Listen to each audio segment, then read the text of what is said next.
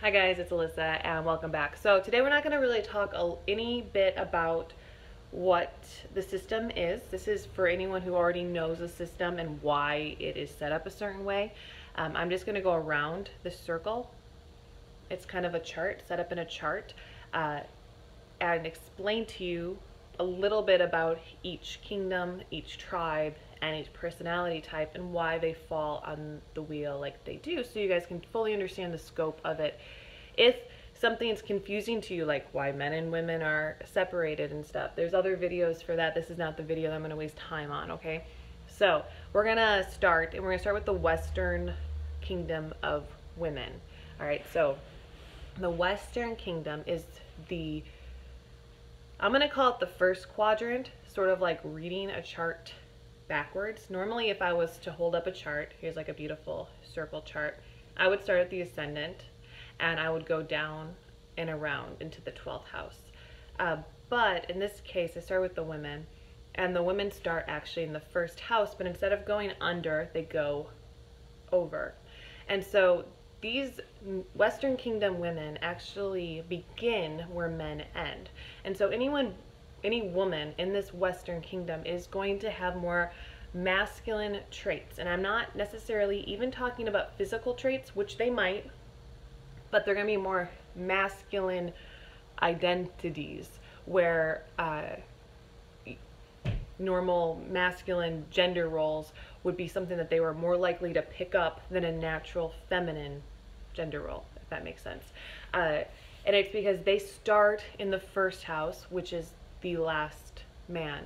And we could call the first tribe, which is the sunflower tribe, I like the sun. They look up into the sun. There's a very masculine energy about that, but they're still a beautiful flower, and they have very strong, thick stalks, and you can't break them.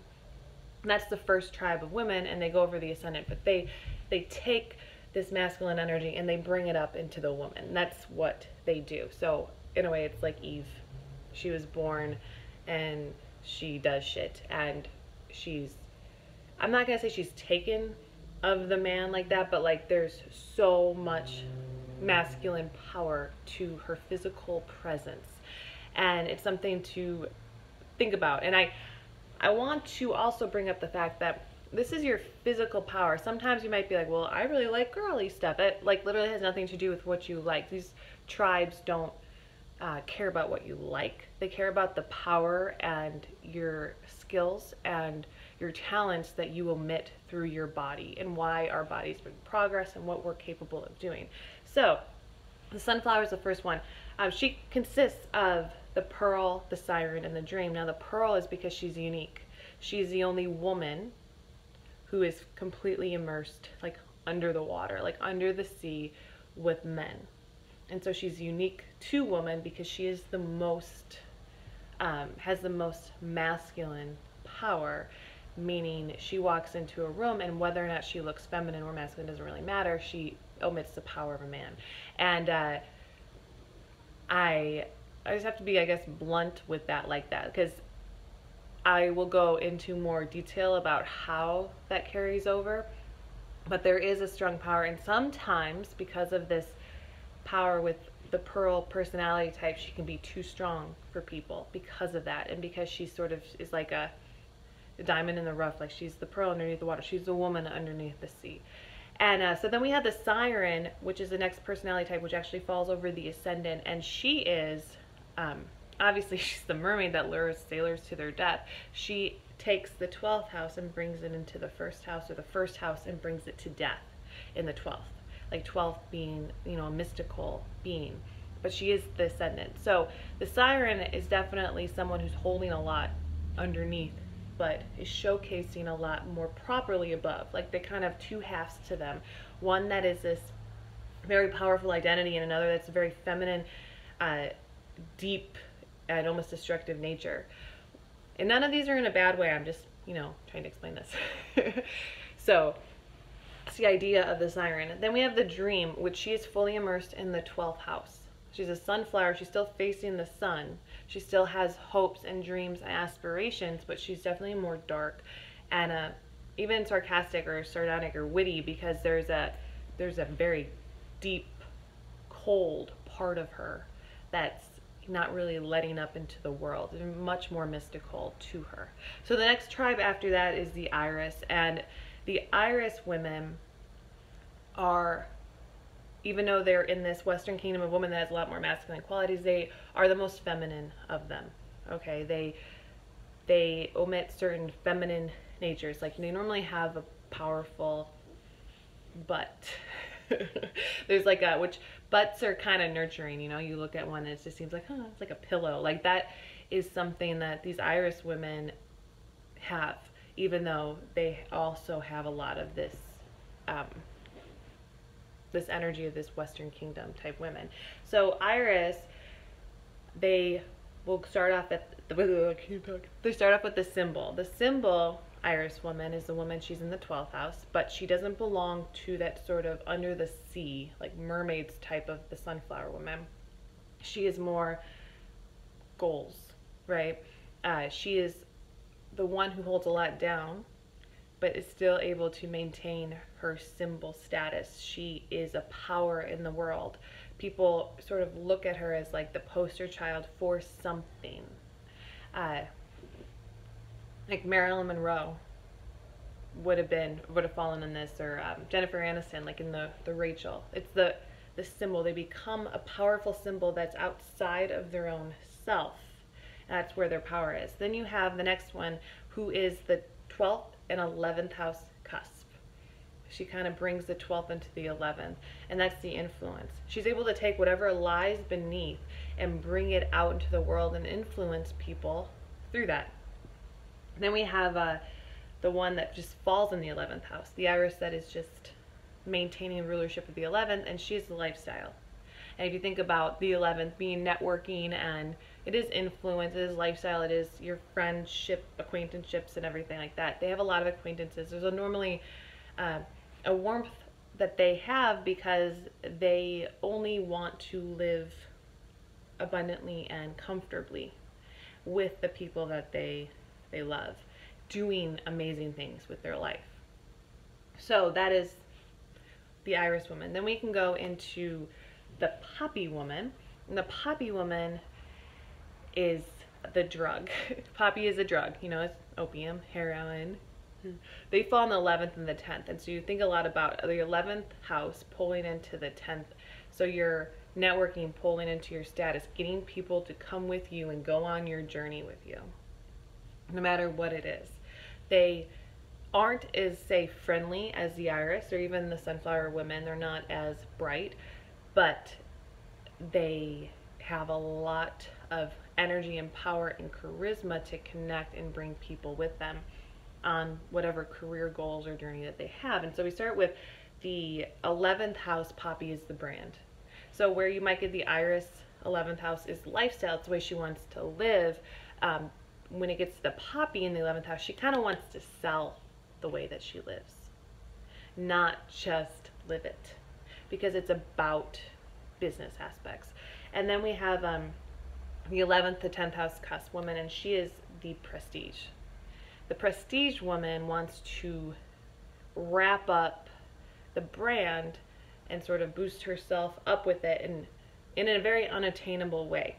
And the only reason to be unattainable is for protection. It's a self-protection. So the prestige woman is very protected, but she does like to carry a lot because she is going from the 11th house and bringing it into the 10th. She wants to carry those with her because she's that cusp.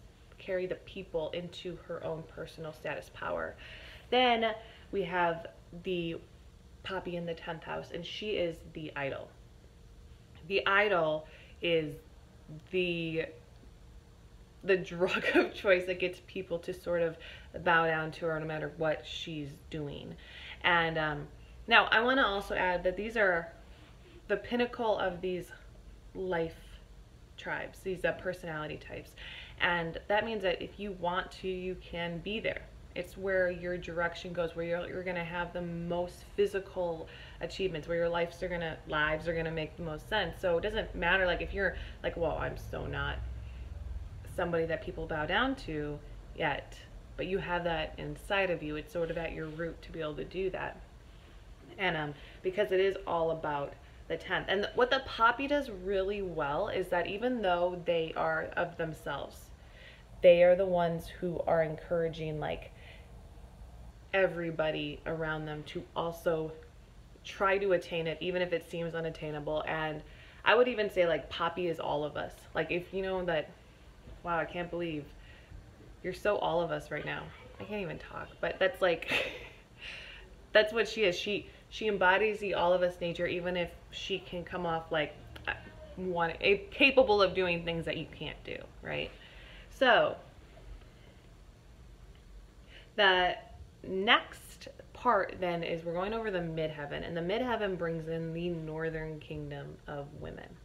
Now the northern kingdom of women are the most feminine nature. Even if there's masculine qualities, they're the ones who are going to seem more womanly or have the more womanly desires in life, which is funny because we're going over the career. And where I think that we get confused about masculine and feminine energy is that masculine energy is selfish energy, and feminine energy is more selfless. That does not mean that men are selfish and women are selfless. Sometimes it can be the exact opposite, but it's this sort of energy that falls over the first house for women versus the 10th house. The 10th house is more about trying to get everybody on board with what they're doing, and that's what a lot of these northern women do, where the western women are like, well, I'm on board with it, so you if you don't want to be, but I'm gonna lure you into it, right? Where the northern women are just like, I'm doing it for you. This is where I'm laying out myself for you. And that's why the northern women fall from the 10th house, the 9th, 8th, and 7th house. So they kind of create up all the, the 8th is sexual, 7th is relationships, 9th is this belief systems and faith. And these women go down that path more than the 10th, 11th, and the 12th. Now the 12th is obviously very faithy, belief-based house. I mean, it being ruled by Pisces and Neptune, but a lot of it is more about going and living the dream, as opposed to, say, the 8th or the 9th house, which is about believing in something and trying to make it a reality in your daily life, if that makes sense. More like one day at a time. So, the first tribe in the Northern Kingdom is the Rose Women. And in a way, it's like the compass rose. The rose points north, and this can be a 360-degree compass. So the rose is always north, and she is at the midheaven or in the 10th house. And the Rose Woman itself, or herself, is normally not an exhibitionist, because there's a lot of energy always focusing on her, so she kind of goes out and hides a lot. And that's similar to the Poppy women too, but because they're both kind of up there, it's not like they're trying to force themselves out. Like if I'm going to go back to the Pearl, the first house woman, the Sunflower, she's kind of always putting herself out there because she's always swimming up and like, hey, here I am. Look at me. Like there's a lot more power coming out of that. Like, do you notice me? Because I've been under the water for a really long time and I just came up. I don't know if you noticed. But where the Rose Women, because they're at the pinnacle of the midheaven, people are naturally looking at them, so they're just like, I really don't want to talk right now. I want to go have an anxiety attack. And there's a lot of anxiety that the Rose Women face on a daily basis. So the first one is the woman that falls in the 10th house, and she is the Supreme. And I take the Supreme off of a lot of witchy vibes. She's very witchy, because where the Poppy woman, the idol in the 10th house, she's totally sort of detached from her power around her and the people around her. But the Rose Women, they start going into the 9th house, and they're that 9th house, 10th house cusp, and so there's a lot of belief to what she's doing out there. There's a lot of magic that she wants to create when she goes out into the world. And there's even a young blood inside of her that isn't quite sure she's really gonna make it, so she puts a lot more magical energy into being in there. And so the things that she does, people kind of maybe won't even understand why she's there, but she's putting a lot of effort and energy of herself and her root into it, which is very witchy. The next woman is the midheaven woman, and that is the immortal. The immortal wants to never be forgotten, but she is consistently forgetting herself. She's the one who's more likely to lose herself into the world and fly away where without maintaining her root. But that's because her dream is to be out in the world and to be a part of the world, which we'll get into, you know, a lot more of that stuff. But then the third one of the warrior, of the rose is the warrior, and she is the sort of biggest part of the ninth house. So she's the rose in the ninth, and she's the one who's going to fight on that public scale for her beliefs and for her faith, no matter what happens. And so she might actually be polarizing to a lot of people. A lot of the rose women are very polarizing because of what you can see that they're doing. They're very public. Everything they do is public, so you may not like it, and they're like, well, this is my personality, but it doesn't matter. But the ninth house one, the warrior, is the one that's going to fight for her beliefs and what she wants on a day-to-day basis, and talk to you about, like, not going to have probably normal conversation with a warrior woman ever. So then the next one, women are the morning glory women.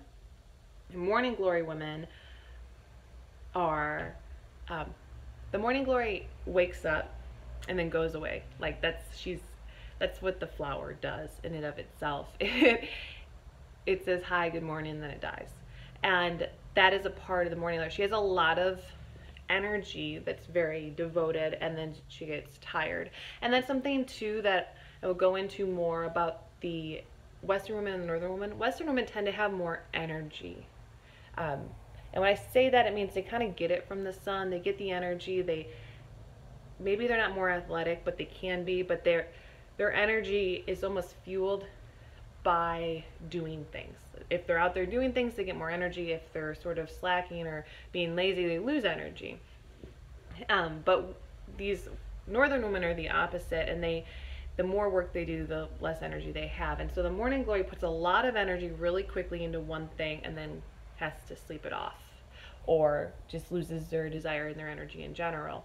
And that is because she is the eighth and the ninth. The eighth is a constant, likely nurturing, putting out into the world, you know, it's penetrated, like going out into the world, being penetrated by it, and then coming back. And the ninth house obviously is belief and faith. So they have a lot to do. They're doing a shit ton at all times. And so I think this is the tribe that probably needs to focus a lot more on their mental health and their exhaustion levels more than other tribes because of their power in a situation. I mean, eighth house is power. It's naturally ruled by Scorpio. So they have all of it and it just goes away. So it's something that they have to keep in balance, like their own balance. They need balance, I guess. But the morning glory, it starts with the pioneer because she is in the ninth house, but she's taken over the eighth. So she's the one that's going to come in and breathe new life into something. There's a huge rebellious aspect to the pioneer that maybe is always being pushed down just to be accepted or to be normal, because there's so much intrigue and differences to the way that her mind works for somebody else, and she's got a lot of power in it. And so the pioneer woman, I'm gonna throw this out, you know, some people I'm giving more information to than others, whatever, it's the longest video in the whole world. Okay, so she is a what's it called, I can't she's so much, she could be a woman who really changes things, but more often than not the pioneer sort of feels like they just need to stop doing stuff, that like everybody's just triggered by them and they should just go to a normal life. But that's something that they really need to not be. They need to be the pioneer, the one who goes out there first and puts their weird shit into the world and then just demands other people to care about it. The next woman is the starlet, and she goes over the ninth and the eighth. So she kind of connects the ninth and the eighth houses together. And it's a lot of sex appeal, a lot of belief, a lot of faith, all wrapped into one. I called her the starlet because I believe that she's going to be known more for the energy she emits as sort of like maybe an it factor or a sex appeal. But what she wants to be known for is her faith and her belief and her intelligence, and that's where she falls there. So she can be like the the young actress that's also an activist, because she has all of these things that she cares about in here. But you know, she doesn't always have to be an actress, but that's where I'm putting on it. So wherever you are in your life, you're sort of the star, but you might want to always be going deeper. And that's because you're also bringing the ninth house down into the eighth house. A lot of the sex appeal comes from the mind, even if it sort of appears to be somewhere else. And people don't, oftentimes, they don't realize it. But then we have the last morning glory is the comeback, and she is the eighth house. And the eighth house is a lot of fear, and there's a lot of drive through the fear of this woman. And that means that, and like 8 in itself, the number 8, there's a lot of redo in 8, a lot of cycles. The eighth house does a lot of cycles, and so her life is sort of plagued by an up and up, and then she finishes, and then it's done, and then comes back again. That's why they come back. She's constantly dying but being reborn as something better each time, meaning she gets better and better as she ages, because she learns more and more, and she has more and more to bring to the table. So then the last woman in the Northern Kingdom is the Lily woman. The Lily woman is going to fall through the 8th and the 7th. And I'm going to say a woman that is the most truly woman. And I'm not saying feministic, not feminine. Oh my gosh, I couldn't think of the word. Feminine, not feminist. Feminine. She's not necessarily the most feminine. She's the most woman, like the most naked.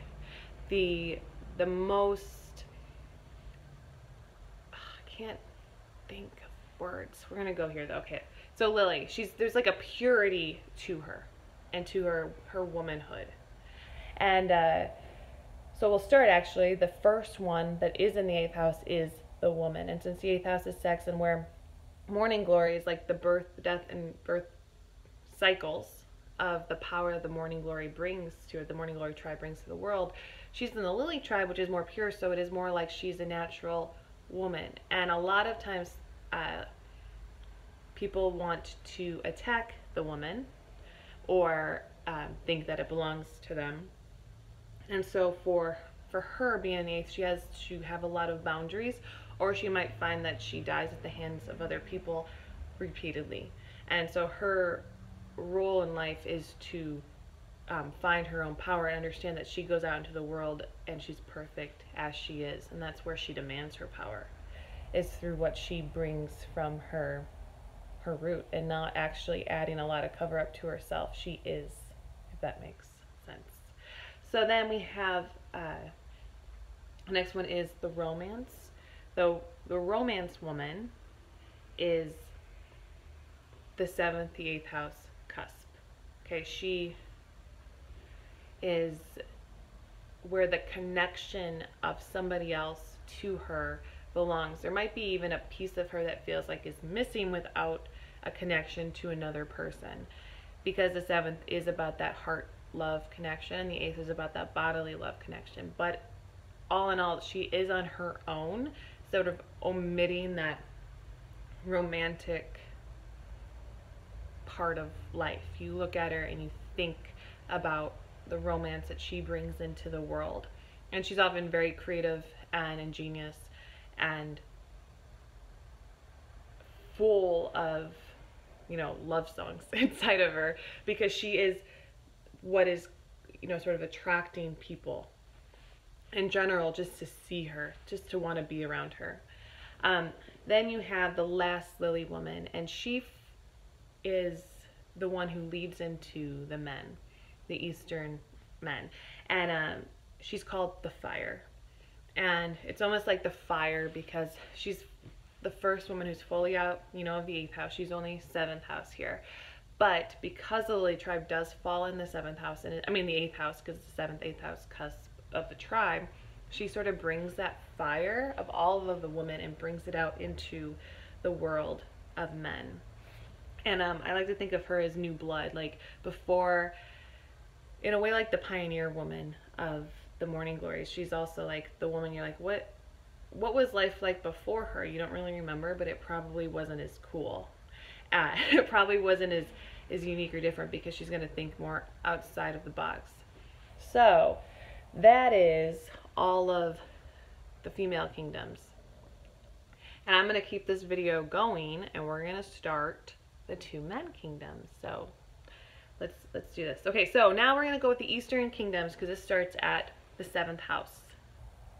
7th house. Okay, so the first tribe, and these are all of male tribes are named after constellations. Okay, so, and they're constellations that are not part of the signs, and they're constellations that I felt like embodied the character of them. So that's why the names are there. So Perseus, I don't know if you've seen Clash of the Titans, but he's a great warrior, and he chopped off Medusa's head. So Medusa is sort of like she's a Gorgon, which was a very, very physical, lifelike female, as opposed to the gods who were, you know, out of this world. But Gorgon was like life, and this is a lot of what this is based on. And so these Perseus men come straight out of women, where the sunflower women come straight out of men.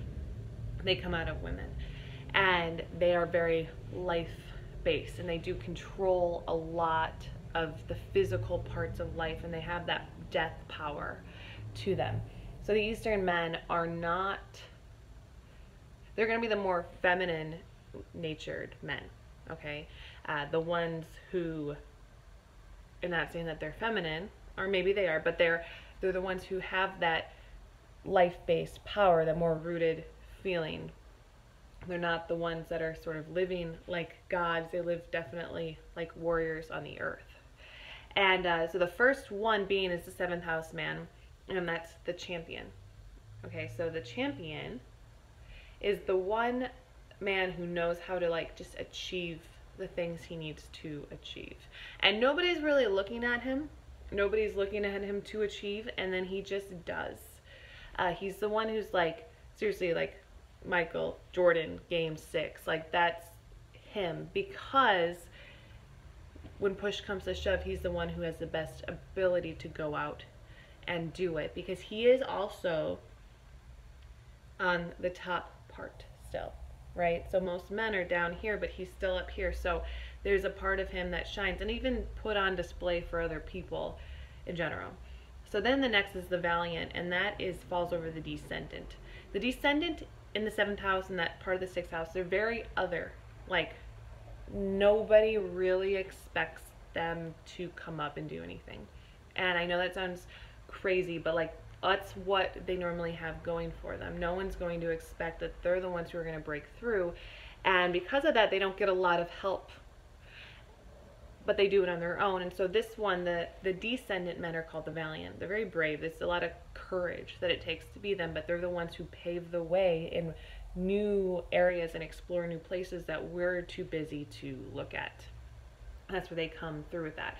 Then we have the 6th house men that fall in the Perseus, and they are the visionaries. It's a lot of, because of that feminine power up here, being able to like see what's going on in the world and to be seen, they're the ones who start bringing that under, right? So into the man world, which means they bring in a lot of imagination that you don't really put with men as much as women. And that's, I feel like when I'm talking about this, everyone's gonna be like, oh, you're like the most sexist person in the entire world. I want you to know how little sexist I am because of how much I've freaking studied this stuff. But I'm just using the wrong words if it's like an offensive word or something. But it is like, they're very imaginative men. And sometimes so imaginative, they can do bad things with it, actually. But they're basically bringing all this power and life. And when I say feminine and woman, I a lot of times mean life. Like life, we are the life givers. They're the physical parts, the parts that you look at, where men are more of the mental, like heart, faith-based, that you're not really seeing. And here, this 6th house, visionary man is able to take life and just sort of make it more imaginative and more creative and more fun to use in his daily life, like in the daily life of everybody else. Like Walt Disney was one of these men, and just taking a bunch of things and redoing them and changing the course of life. So now we have the Draco men. The Draco men then fall through the 6th to the 5th, and these men, because of the 5th being creation and like creativity, they are completely imaginative men. And they bring in, which is interesting in itself, being of the 6th house, and that's just daily life, but they're the men who are going to bring more interesting things into the world that may not actually even be so realistic. And that starts with the fantasy in the 6th house. And Draco actually is the constellation, it means dragon. They're fire breathers, not mouth breathers. But they start fires. And so I think the fantasy is the one who's going to only be focusing on how to give himself and make something new in the day-to-day life of everybody else, and he's not satisfied otherwise, and he lives in these fantasies in order to make the world a more fantastical place. The next one is what falls from the 6th to the 5th. So they're bringing sort of the 6th into the 5th, the everyday person into the creative part of the 5th house, and so he's the natural. He's just naturally good at being natural. Does that make sense? At just being good at things and bringing talent and creation and whatever he needs to do, and brings it into the world so naturally because he just lives it every day. It's not so out there like the fantasy before him, because it's a little bit more grounded in this 5th house of like creation. It's not just like he's living creation in the 6th house. It's more like he's conquering both worlds, and he just does it very naturally. And there's a lot of different talents that can fall for that man. Then we have the Matrix, and he is the 5th house. And the Matrix being obviously a lot like the fantasy and the natural. The Matrix is based on, I named it, like the movie, but Matrix means a lot of different things. But it's the idea that nothing's real, but he can make things through that non-reality and make them real. And that kind of man. A lot of these Draco men, if you can't tell, are visionaries in that way. Like, even though the visionary actually falls in the Perseus, and that's where I named, but they're leading into the actual act of these Draco men who do things so differently, who have dreams and put them out into the world. And the Matrix man is just the one that really kind of owns the 5th house and is able to look into life in a different way. And he may not be understood by everybody. A lot of these Draco men may not be understood, but they kind of eventually can force you to understand them by sort of changing your idea of what it means to be a man. So then we have the Canes Venatici men, and Canes Venatici actually means the hunting dogs. Okay, so these are like fighting dogs, and these are the death men. These are like the truly darkest men, like legit Batman men. And it's because they go from the 5th to the 4th, and the 5th being creation, but the 4th being sort of the lowest point. They're bringing in everything that, the Draco men and the Perseus men brought before. If Perseus men are sort of the fighters and the Draco men are like these creators, bringing forth all the life down. These men are bringing that into sort of the age of men. And in order to do that, they sort of kill off all life, to be honest. Like, they kill life. And they do it so it can be reborn and go, around the circle again, back like down to the IC. So that's what they do. And so the first one in the 5th house is the Dark Prince, and he is the one who is more creative and even a little bit more manipulative than the other ones. And a lot of Dark Prince stories, they kind of show that there's a lot of things that they want, and they'll go to great lengths to get them, and they have the ability to do that. Um, the next one falls from the 5th to the 4th, and he is the Black Knight. He's sort of maybe working for the Dark Prince or maybe going rogue. It doesn't really matter, but he believes in the things that he believes in, and he's the one who's really pulling all of it down into the darkness of, death, and he's bringing it to death. And okay, so death and taxes, that's like a thing, and that's the 8th house, right? And so there is a very there's a Morning Glory vibe here, because Morning Glory sort of owns the 8th house and sort of does the Lily. And so the Lily and the Morning Glory women are a lot related to, kind of pointing to this Black Knight. The Black Knight has a lot of magnetic power in there. And it's because the 4th house and the 5th house, that little cusp, is a lot darker than people actually give it credit for, because it is about the rebirth of the human soul. 5th house is where our children come from. And so since this is going backwards, they're sort of taking the rebirth and sending it back below before it even, like smothering it before it has a chance to grow. And it does that for protection, to kind of keep evil at bay or whatever. And there's a lot of these Cain's Venatici men that spend a lot of time grinding and working because of the darkness and the dislike of their soul. And they, like Draco men, I think, are very dark, and so are Perseus men. They're very dark, but they have more of an outlet. Like the Perseus men can get it out in the 7th house by sort of releasing it in the shadow or competing, and they get stuff from competing, from being brave, and they get accolades. And the Draco men are just creators, and if something's hard, they're going to go off into their fantasy world. But a lot of these Cain's Venatici men, I can talk, they don't have an outlet. Their outlet is themselves. It's through crushing defeat. And so they are incredibly powerful, and that actually brings them to the Cain's Venatici men in the 4th house, which is the Magnet.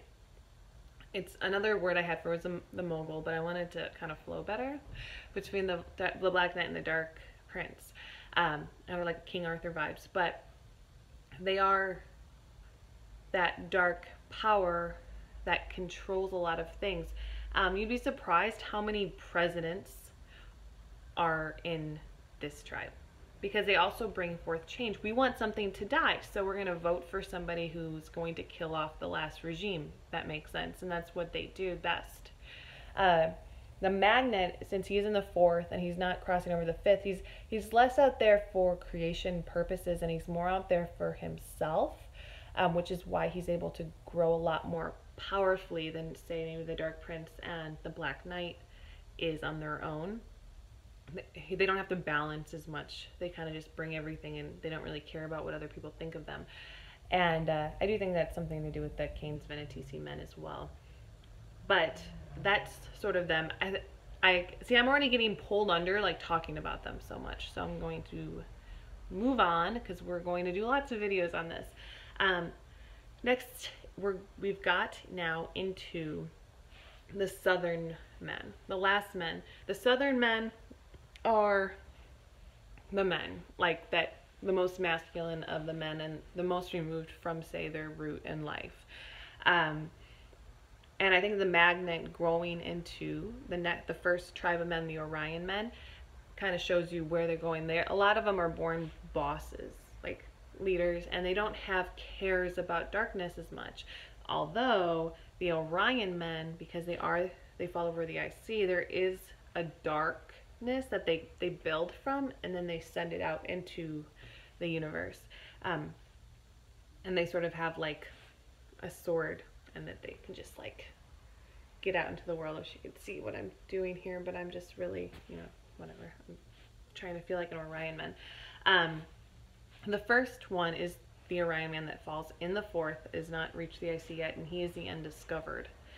He's the Orion man that's going to be a lot less flashy with his skills.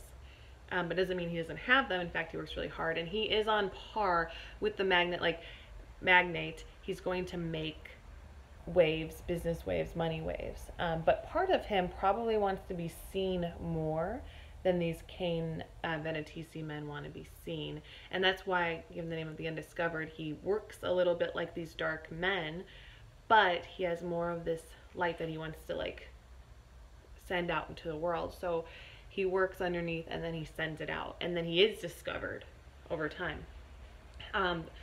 Then we have the IC, which is the fourth to the third house of men, and they are the icon.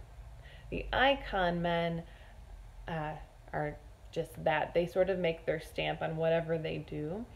They are flirtatious and in your face, and they're maybe even to themselves, but they sort of beam light into the world. And in that way, we really are like building out into the world, like straight in the IC, which goes up into like the nadir that goes to the midheaven, and they're just like, this is me. And because they're so far underneath, they push really hard to get out there. That's what they're trying to do. So where these Cain Venatici men and even the Draco men below them, like they're sort of underneath, you know, I mean, obviously they're all on the underneath side, but they're not necessarily pushing their way out into the top, because I don't know if they necessarily have outlets besides, you know, the one that I said, like creation or bravery, or and Cain's Venatici men are just sort of like they're warrior, like they're hunters. They're gonna go low and, you know, kill off what needs to die. These men have like a straight out outlet, and so they're always dark but pushing out into the light.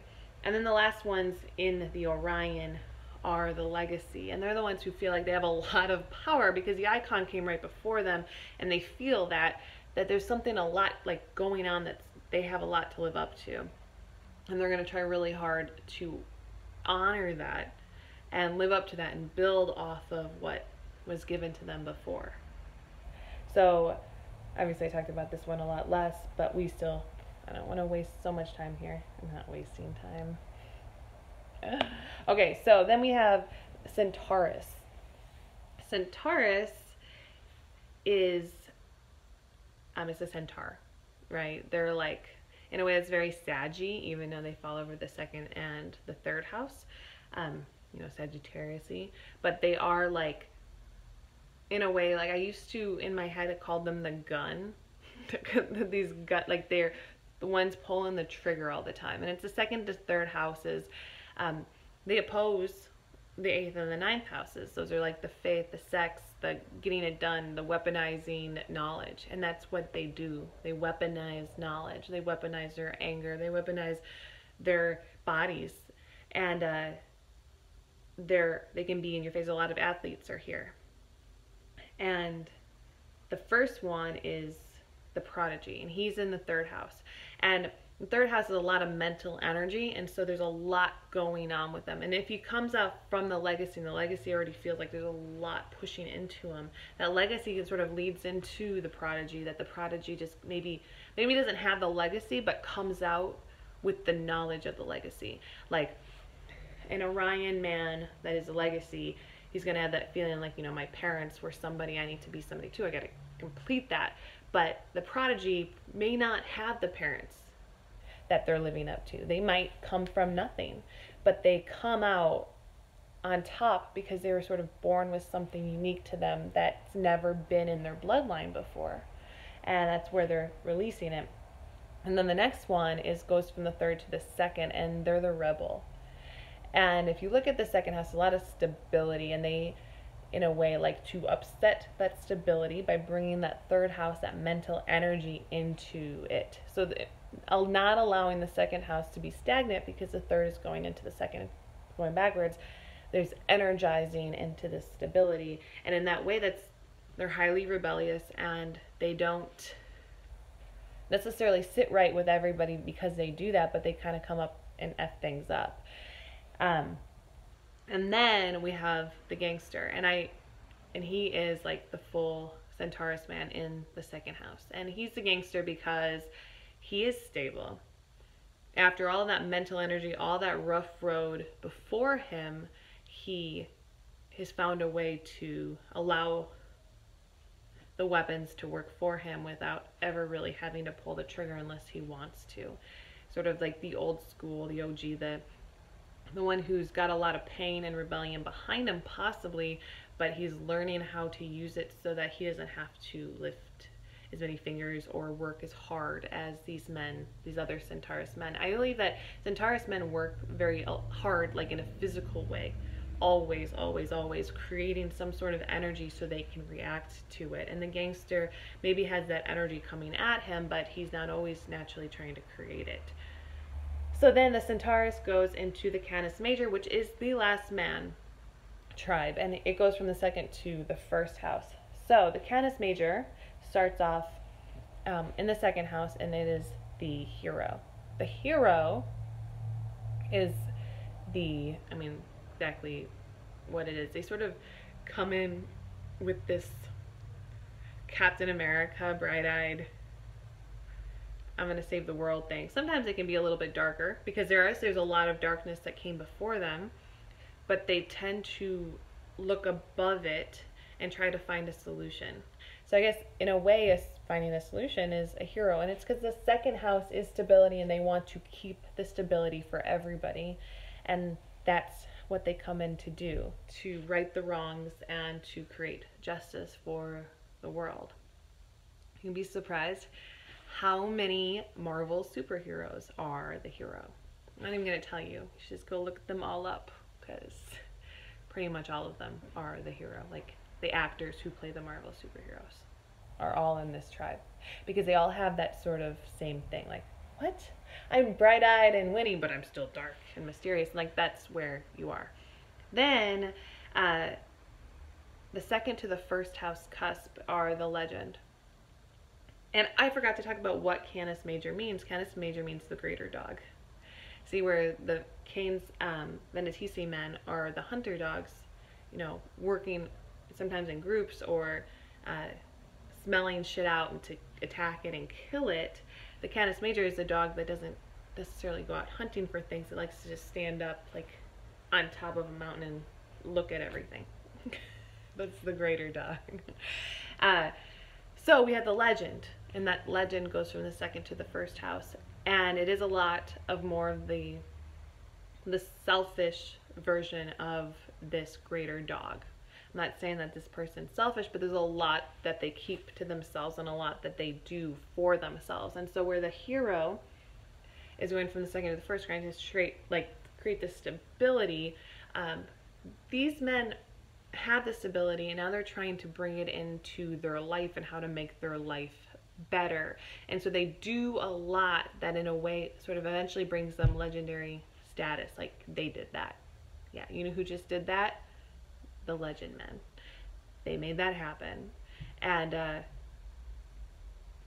they kind of make their mark in that way of trying to find themselves through their own money, stability, work, job, whatever. They want something more, and that's what they do. But they really do keep to themselves, and there's a lot of mystery that surrounds them. Like, they almost feel impenetrable.